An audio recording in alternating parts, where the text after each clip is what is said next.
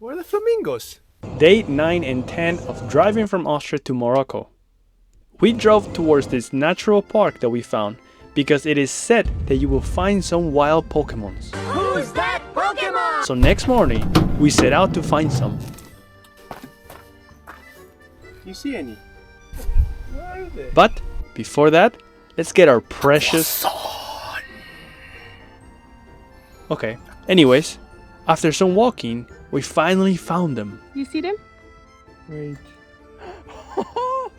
Dude, they're so pink. Buddy, come here. They are flamingos. Yes, I think they were. We are flamingos. I think it's much easier if we look for them by car. Or I can get.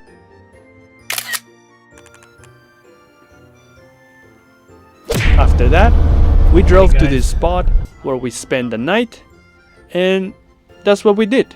So, see you tomorrow. Why are you making that sound?